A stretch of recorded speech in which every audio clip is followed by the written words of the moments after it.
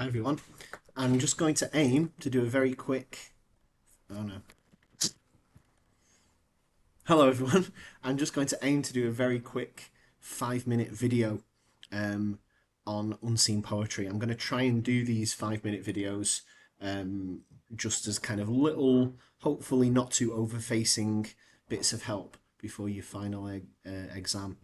It struck me that on last year's unseen poetry paper there were two sonnets to choose from, so you had to write about a sonnet last year. I don't know if they'll do that again. It seems that the guy setting it really likes sonnets.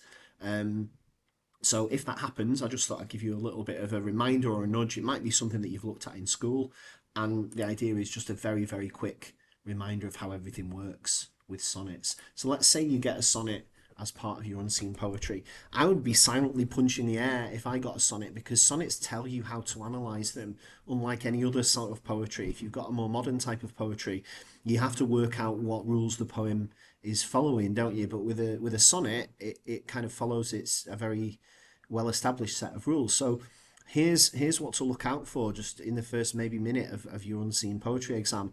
If the poem has 14 lines, if it's kind of roughly a little rectangle on the page, um, if the poem has an extended metaphor or a conceit that compares one thing to another in an extended way, if the poem has a volta where that thing that's being compared is flipped or contradicted, then you may have a sonnet on your hands, especially if it's a poem about love.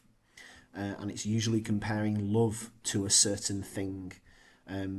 Poetry at its core, I think, and certainly when it comes to sonnets, is saying, look, this thing's like another thing. Love, it's like this.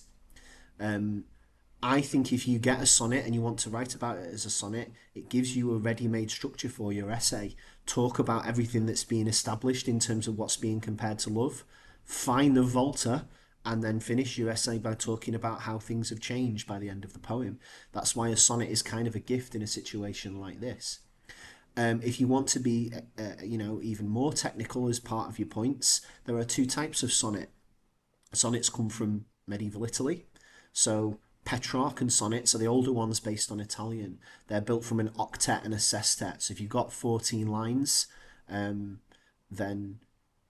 you're going to have kind of 8 and 6, aren't you? That makes 14. I just had to check the maths there in my head quickly. Shakespeare, though, did his own kind of English structure to them, and he went with 3 quatrains and a couplet. So 4 plus 4 plus 4 plus 2 is also 14. I'm just going to very quickly, because I said this would be 5 minutes, I'm going to show you two examples. So this is a Petrarchan sonnet that you might have encountered in school from the Victorian writer and 19th century writer Christina Rossetti, called Remember. I've colour coded it for you. Remember me when I'm gone far away into the silent land, when you can no more hold me by the hand, nor I half turn to go, yet turning stay.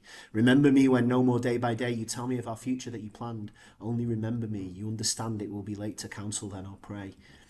The poem, it's a love poem, isn't it? Remember me when I am dead. Death is like a silent land. This thing is like another thing. Death is like a journey, and I will go away to a silent land, and all I want you to do is remember me. But look, yet, the word yet gives you a volta. Yet if you should forget me for a while, and afterwards remember, do not grieve. For if the darkness and corruption leave a vestige of the thoughts that once I had, better by far that you should forget and smile than you should remember and be sad. That's a classic volta, isn't it? And it's 8 and 6. In the first 8 lines, it's saying, please remember me, I want you to remember me when I'm dead. In the last 6 lines, big put on the brakes, big turn round. Actually, if you don't remember me, it's okay, because I want you to be happy. I've just ruined that poem, haven't I, just by oversimplifying it. Here's a Shakespearean sonnet to take us to the end of the 5 minutes. This is 4 and 4 and 2, isn't it? Love is lots of different things. Let me not to the marriage of true minds admit impediments. Love is this thing that is just always fixed. It is an ever fixed mark that looks on tempest and is never shaken. It is a star. Love is a navigational tool. It's a star. It's something that can never change, and if it does change, then it wasn't really love at all. The poem then has a kind of a volta on the same point on line 8, where it starts talking about time, but it's really making the same point. Love's not time's fool, though rosy lips and cheeks within his bending sickle's compass come. Love alters not with his brave hours and weeks, but bears it out even to the edge of doom. So even when other things change, when you get old and you die, love will be the same. And then Shakespeare finishes it with his kind of Volta as a final two lines. If this be erring upon me proved, I never writ, nor no man ever loved. It kind of, it's a Volta, I suppose, because it gives you the sense that this might be wrong, even though he spent the whole poem telling you that love is this unshakable thing. But then he kind of decides that no, he was right all along. So there's your kind of very, very quick primer on sonnets. Those are your keywords again. Look at the idea of a conceit. This thing is like another thing. Look at the idea of a Volta. That thing I was saying before, well, I want you to look at it in a different way. Look at then at whether this is a poem that's built out of 8 and 6, like this Petrarchan one, or whether it's built out of 4, 4, 4 and 2, like the Shakespearean one. And that is about 6 minutes, so I've done quite well. Goodbye.